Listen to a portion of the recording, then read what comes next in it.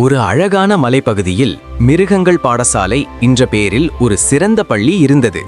அந்த பள்ளியில் எல்லா மிருகங்களும் மகிழ்ச்சியாக படித்துக் கொண்டிருந்தன. ஆனால் அந்த பள்ளியில் ஒரு கொழுத்த குரங்கு இருந்தது. பெயர் கூக்கி. கூக்கி மிகவும் புத்திசாலி. ஆனால் உடல் பருமனால் மற்ற மாணவர்கள் அவனை குண்டு குரங்கு என்று கிண்டல் செய்தனர். விளையாட்டு நேரத்தில் யாரும் அவனை தங்களுடன் சேர்த்து கொள்ளவில்லை. அவன் ஓட முடியாது என்று மயிலும் நரியும் சிரித்தனர். அந்த சிரிப்புகள் கூக்கியின் மனதை நுறுக்கியது.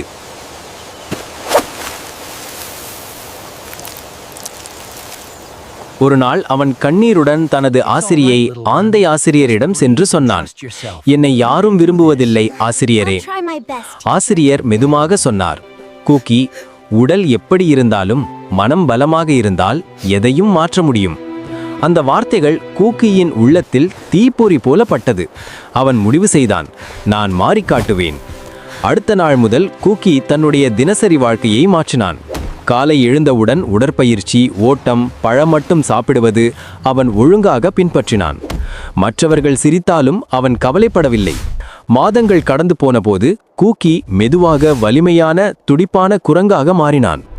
அந்த ஆண்டு நடந்த மிருகங்கள் விளையாட்டு போட்டியில் கூக்கி ஓட்டம், குதித்தல், தாண்டுதல், ஏறுதல், பந்துவீச்சு போன்ற 5 போட்டிகளில் கலந்து கொண்டான்.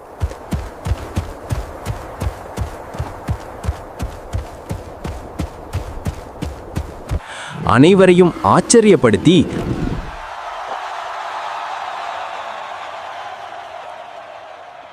5 தங்கப் பதக்கங்கள் வென்றான். முன்பு அவனை கிண்டல் செய்தவர்கள் இப்போது அவனுக்காக கைதட்டினர். ஆசிரியர் பெருமையுடன் சொன்னார், கூக்கி, நீயே எங்களுக்கு ஒரு பாடம் கற்றுக் கொடுத்தாய்.